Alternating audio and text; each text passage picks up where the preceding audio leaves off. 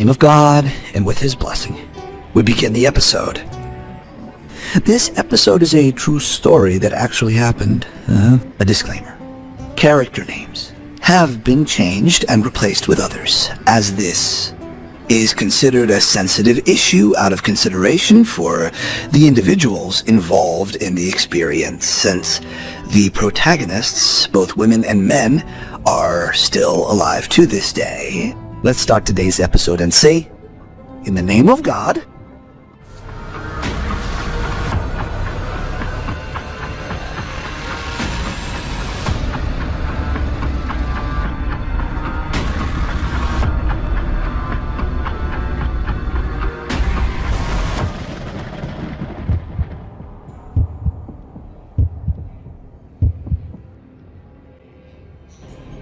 They say the sea is one, but the fish are of many kinds. Similarly, fathers are all fathers, but hearts are never the same. There are tender hearts that love you, and there are cruel, dead hearts that hate you and wish evil upon you. I am talking here about my father, who was the cause of my misery due to his greed and avarice. The story begins with Uncle Ada, the fishmonger. I saw him standing with my father while I was heading home. They were standing there drinking juice. My father looked strange at the time. I know my father's eyes when greed shows in them. He was listening with interest. As for Uncle Ada, he was holding the fish bucket and whispering quietly to my father. At that moment, all I did was pretend I didn't see my father, and I continued until I was near the house. But before I entered, I looked back by chance, and I found my father dragging Uncle Atala the fisherman and coming toward our house. I entered the house then and met my older brother, Yusuf. Yusuf, who as soon as he saw me said, "What kept you so long, Hossam? Did you get the stuff or what?" "I got it, man. But let me tell you, saw your father standing outside with Uncle Atala, the fisherman. They look like they're coming here. What are they going to do? Open a fish farm in the house or something. It wouldn't be unlike your father. You know he loves money more than anything. But wait. Tell me something. It sounds like he's the one knocking." My father was standing there, with Uncle Atala behind him. "Come in, Sheikh Atala. Go sit down, Hossam, and tell your sisters and your mother that Sheikh Atala has arrived and will stay with me a while." My father said those words, and inside I was thinking, "Sheikh? And tell your mother. Since when is Atta a sheikh? He sells fish that's been sitting for 5 nights as if it's fresh. And since when do you ask them for permission to bring someone over? Look, the boy is standing there staring blankly. Why aren't you moving, you idiot?" I snapped out of it at his shouting, only to go inside to my sisters, May and Salma. And I told my mother too, because she was with them. And I told them exactly what my father said. As usual, my mother scoffed at my father's actions, which, to her, were strange behavior. At that moment, I heard the voice of Atala, along with my father and my brother Yusuf, as they entered the living room. So I went out to them, and even before I sat down, my father spoke and said to me, "Tell your mother and sisters to put something on and come here, because I need all of you to sit here for this meeting." I moved and got their abayas from their room, and I gave them to them in the kitchen, and that was so they could come out wearing them. After that, we all came out and sat in the living room, and after we sat down, we were waiting to see what my father had prepared for us this time. And there were only a few moments of silence before my father started speaking and said, "Look, Sheikh Ada, this is my wife, Shurok, you know her, and this is Hassam, my eldest son, and this is May, my daughter, right after Hassam, and this is Salma, the middle child, and this is the youngest one, he's 17. I mean, everyone sitting here is an adult, and we shouldn't hide anything from them. So I chose to have them sit here in this meeting so they can hear what's said." Atala the fisherman, his appearance, he looked like a normal fisherman, but the look in his eyes was different. To be honest, I couldn't pin it down, but I didn't feel comfortable with him.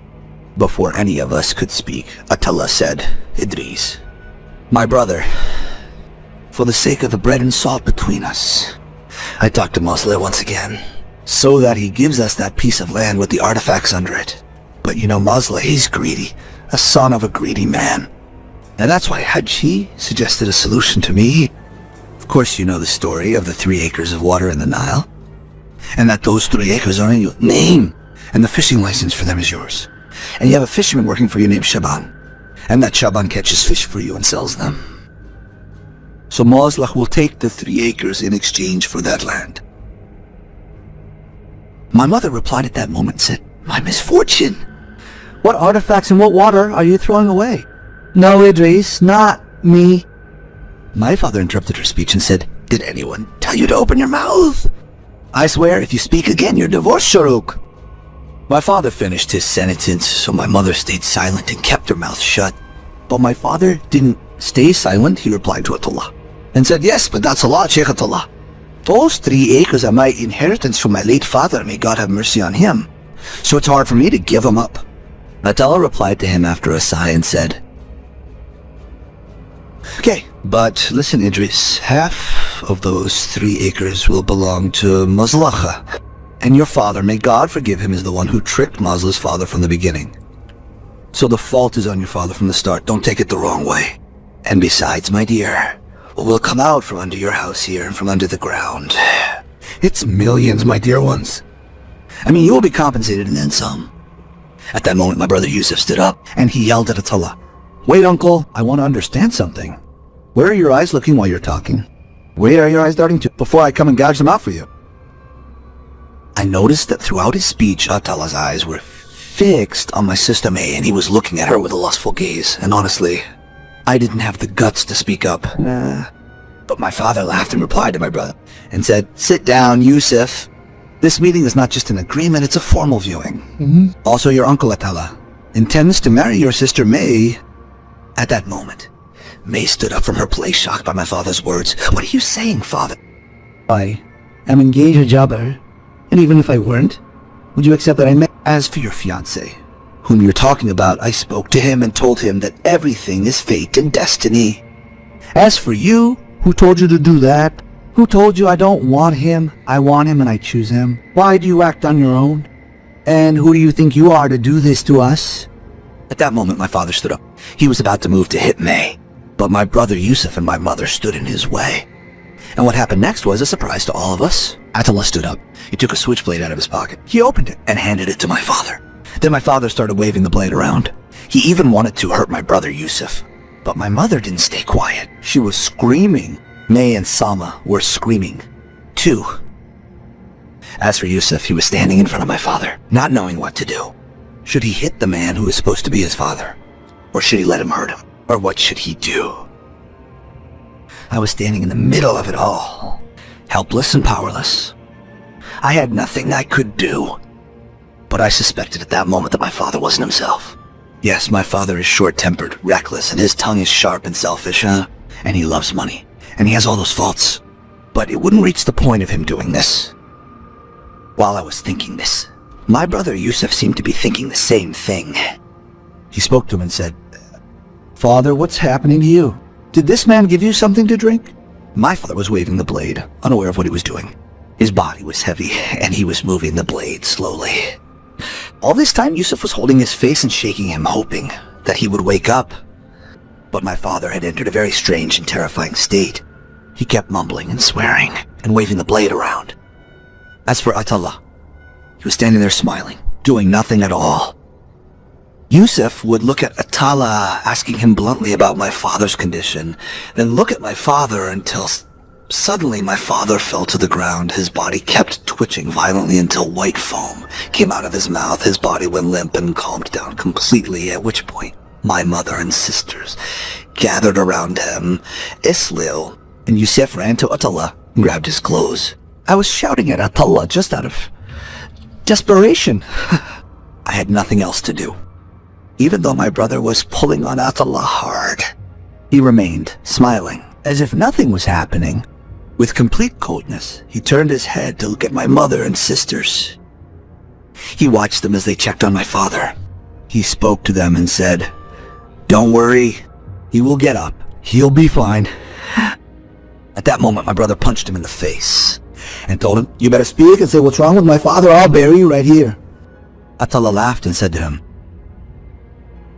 "Your home is already cursed." "Who is cursed?"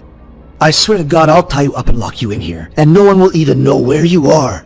"You man, what is wrong with my father?" At that time, I spoke up and said to him, "I saw them drinking juice together. Maybe they put poison or something in that juice." My brother was looking at me while I was speaking, and he was gripping Attila close. When I finished speaking, my brother kept hitting him to make him talk.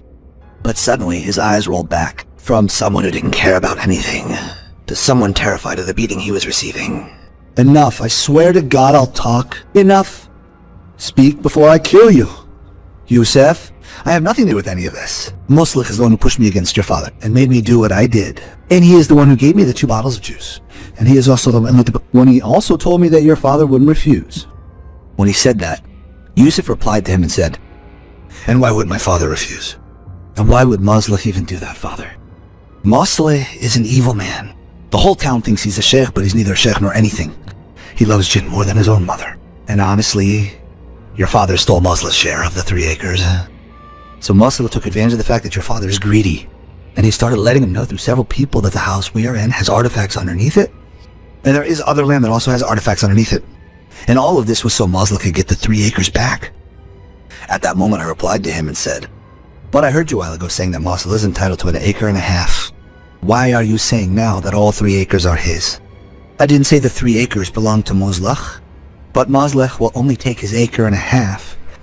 Are you even listening to yourself? No, he will take all 3 acres in exchange for the land. And in the end, when your father digs in the house here and in that land, Muslik will report him to the authorities and they will come and arrest your father. And that way, Muslik will have finished him off for good." At that point, my brother lost his temper. He kept cursing Muslik and Attila and hitting him. To protect Yusef, I ran quickly to pull Attila away from him.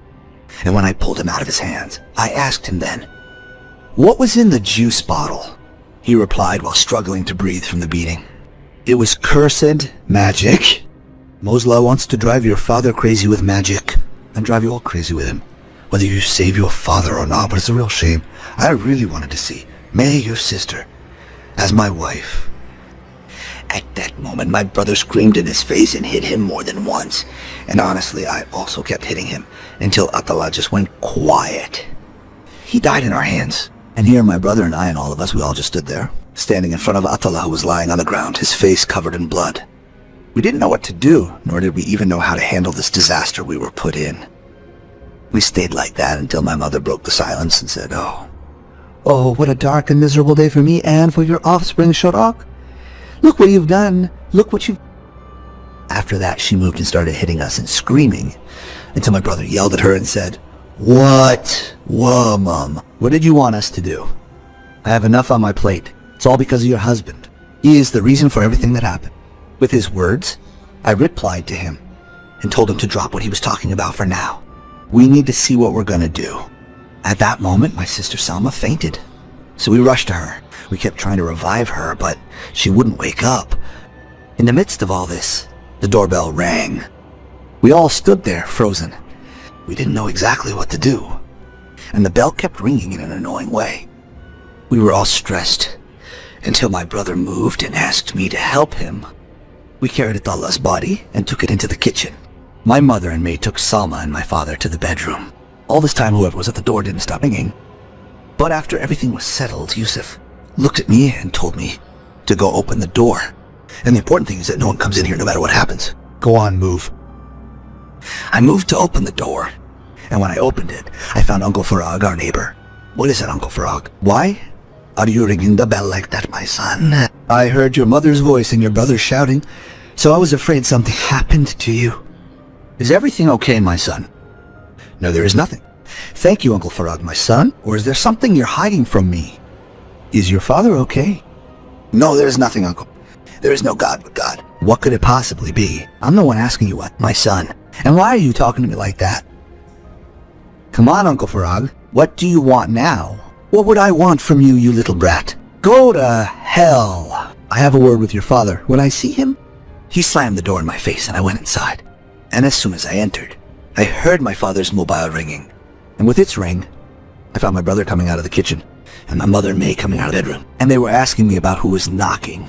So I told them what happened and told them that Farag was the one ringing for my father. And we all sat in the living room to see what we could do. We were silent and lost in thought until my mother started to speak and suggested a solution. After my mother finished speaking, May replied to her and said, are we going to turn into Raya and Sakina, Mom, or what? No, that solution won't work. After her words, my brother spoke and told us, "Listen to me, take everyone and leave the house today. Go anywhere, and after you leave, don't come back until I call you. But leave Hassam with me because I will need him." Because of his words, my mother replied to him and said, "And what will you do exactly? Let me tell you. I'm not comfortable with what's happening. Listen to me. And do the solution I told you about." My brother replied while angry at her and said, "Mom, who is this that we're going to bury under the house tiles? Is that the solution? For God's sake, Mom, don't drive me crazier than I already am. And let me tell you, pray to God and listen to what I say. Hey, wake the girl up inside and all of you get out and leave. My father in here." And that is exactly what happened. Inside, I was afraid and terrified of my brother. But what could I do? I had no other choice. I had to listen to him. As for what he was planning, I have no idea. I just followed his orders because we were all in this mess together, and I didn't understand. But half an hour after they left the house, I moved to the kitchen with my brother. That's when he asked me to help him carry Atala, the fisherman, into the bathroom. After that, I saw my brother had brought some cleavers and a few knives. He said to me, "Look, Hassam, take this cleaver. You will chop at his head with this, and I will cut his leg." The cleaver fell from my hand after I froze in shock. I said to him, "Oh my God, what are you saying? Listen to me. I have no patience left. I got the women out of the house to avoid the drama you're thinking of making now. So just close your eyes and cut his head off, or just do something. The important thing is to get rid of this mess we're in. And besides, do you think it's easy for me? I killed a human being, and now we have to chop him up. Do you think my heart is made of ice?" I didn't reply. I grabbed the cleaver, reached for his head, and tilted it back to cut it. Before I started, my brother was watching me, waiting for me to begin. But I couldn't bring myself to do it. I couldn't imagine myself cutting up a human being. But I took a deep breath, counted to 3, and brought the cleaver down on his neck. I kept striking several times in a row. Then my brother went after Atala's body and started hacking at it until we cut it into small pieces. It was past 11 o'clock p.m. My mother kept calling to come back since it was getting late, but we weren't finished yet. After that, we put him in trash bags, but there were some of his parts that wouldn't fit in the bags, those trash bags. So we started cutting them into even smaller pieces to flush them down the drain. After a while, we cleaned everything up and finished everything. We went out to dump everything, different trash bins, and into the Nile. After that, we called my mother. It was 2:30 a.m. at night.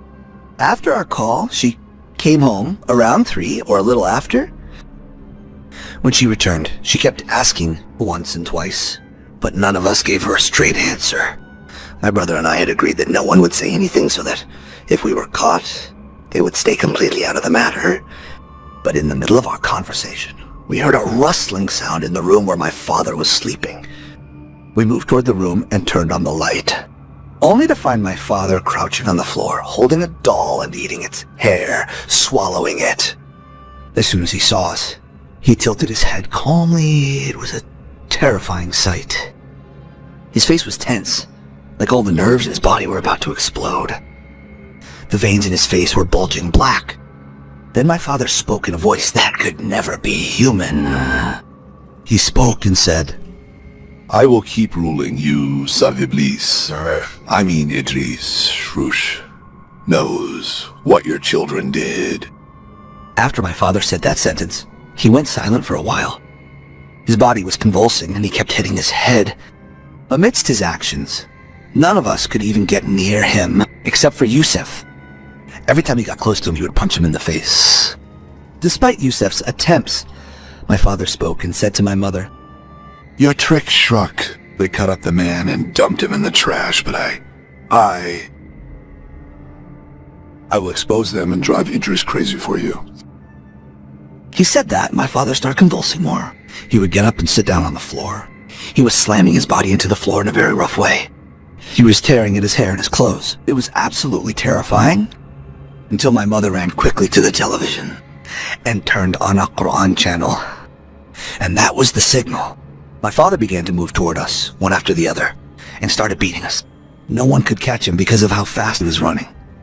He was hitting anyone in the face and throwing anything he could grab at them. And the situation didn't stop there. We stayed like that until morning. or until he passed out. And after he lost consciousness, none of us moved at all that day, nor did we go anywhere. We were all sitting with my father. My father, who would wake up every little while, beat us and pass out again. He stayed like that for 2 days, or specifically, until what you all expect happened.